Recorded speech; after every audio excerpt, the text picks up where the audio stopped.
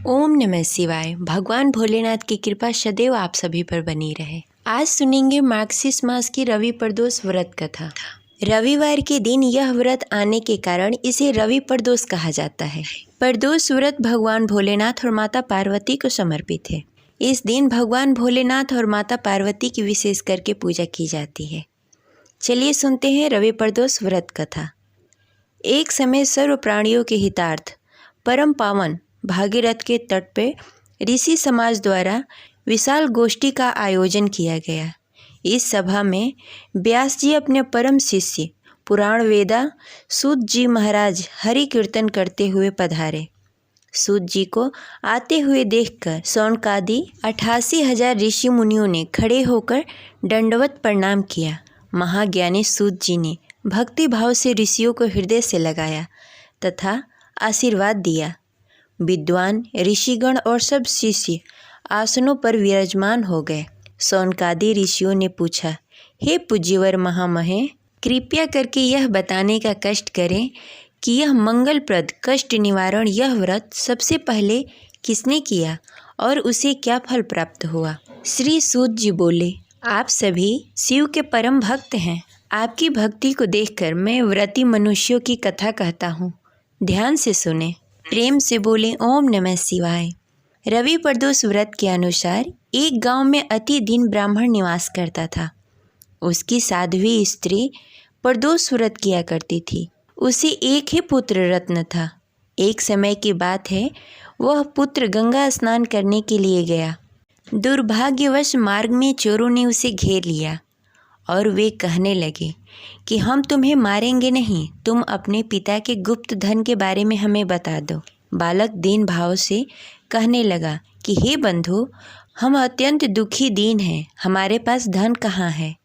तब चोरों ने कहा, तेरी इस पोटली में क्या बंधा है। बालक ने निसंकोच होकर कहा, मेरी माँ ने मेरे लिए रोटियां दी है।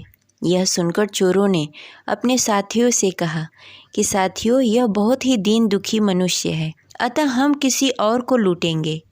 इतना कहकर चोरों ने उस बालक को जाने दिया। बालक वहाँ से चलते हुए एक नगर में पहुँचा।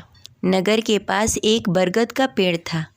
वह बालक उसी बरगद के वृक्ष की छाया में सो गया। उसी समय उस नगर के सिपाहियों ने चोरों को खोजते हुए बरगद के वृक्ष के पास पहुँचे और बालक को चोर समझकर बंदी बना लिया। बंदी बनाकर राजा के पास ले गए। राजा ने उसे कारागार में बंद करने का आदेश दे दिया। ब्राह्मणी का लड़का जब घर नहीं लौटा तब उसे अपने पुत्र की बड़ी चिंता हुई। अगले दिन प्रदोष व्रत था। ब्राह्मणी ने प्रदोष व्रत किया और भगवान शंकर से मन ही मन अपने पुत्र की कुशलता का प्रार्थना करने लगी। भगवान शिव ने उस ब्राह्मणी की प्रार्थना स्वीकार कर ली।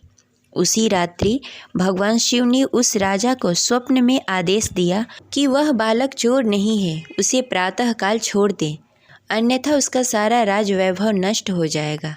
प्रातःकाल राजा ने शिव जी की आज्ञानुसार उस बालक को कारागार से मुक्त कर दिया।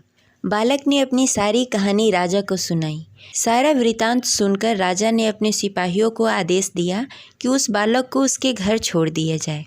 सिपाहियों ने बालक को उसके अपने घर पहुंचा दिया और उसके माता पिता को राज दरबार में बुलाया। उसके माता पिता बहुत ही भयभीत थे। राजा ने उसे भयभीत देखकर कहा कि आप भयभीत न हो, आपका बालक निर्दोष है। राजा ने ब्राह्मण को 5 गांव दान में दिया जिससे वे सुखपूर्वक अपना जीवन व्यतीत कर सके। भगवान शिव की कृपा से ब्राह्मण परिवार आनंद से रहने लगा। अतः जो मनुष्य रवि प्रदोष का व्रत करता है वह सुखपूर्वक और निरोग होकर अपना जीवन व्यतीत करता है, अतः उसके जीवन में खुशहाली आती है। यह रही रवि प्रदोष व्रत कथा। आशा करते हैं यह कथा आपको अच्छी लगी होगी। तो इस वीडियो को लाइक करें और ज़्यादा से ज़्यादा लोगों को शेयर करें। और अगर आप हमारे चैनल पर नए हैं तो इसे सब्सक्राइब कर लें और बेल आइकन को भी प्रेस कर लें।